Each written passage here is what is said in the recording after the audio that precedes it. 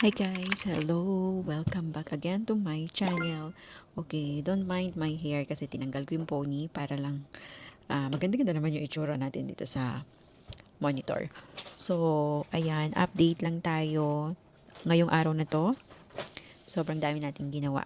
Okay, so nandito na ako ngayon sa room. Matutulog na kami. Tapos dito sa tabi ko si Milo. Ginawa namin today is inayos namin talaga yung pinaka kitchen dito sa loob. Tinanggal ko lahat ng gamit, plato, lahat ng mga nasa cabinet, yung mga tilata, yung mga kalat dun sa bodega, nilabas namin, nilagay namin dun sa may garage. Okay, so tinanggal lahat ng car, nilabas, nilagay muna dun sa vacant lot.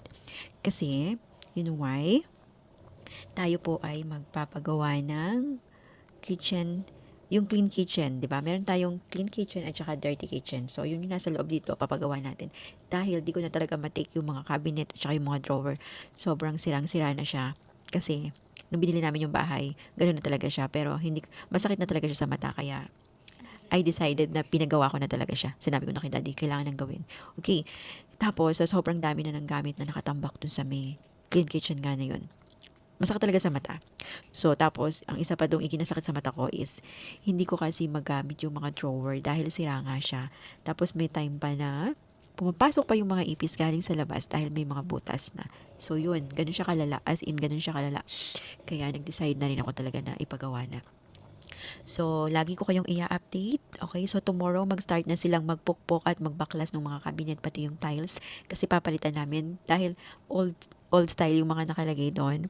So, papalitan natin ng iba. Ipapalit natin yung quartz instead of granite. Granite talaga yung gusto ni daddy. Pero may nakita kaming mas maganda. Although mas mahal. Doble, triple pa nga yung presyo niya dun sa granite talaga. So, pero maganda naman talaga itsura niya. And hindi pa kami talaga makadecide dun sa mga cabinet kung aluminum ba or yung kahoy lang na gagawin. So, yun, di pa namin alam. So, tomorrow, mag-start na sila magbaklas. So, kanina, dahil birthday ni Ate Viv ngayon, June 30, 2026, siya ngayon ay 15 years old na. Okay? Tapos ayaw pa niya matulog. Ako, antok na antok na. Okay. So, yun, nagpunta kami sa SM. After school niya, punta kami sa SM. Doon kami nag-lunch sa may Macdo. And then, naglaro sila. Kasama niya si Alger. Kaming tatlo lang. Tapos, ayun, naglaro din ako ng fish.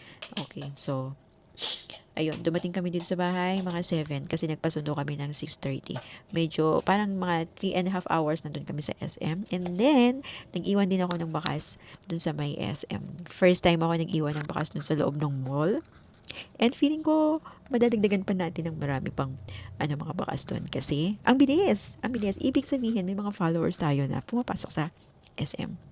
So, yun. Yun ang update natin ngayong araw na to, June 30, Tuesday. So, tomorrow, i-update ko kayo kasi medyo mahaba-haba na yung ating kwentuhan. So, bye! See you tomorrow!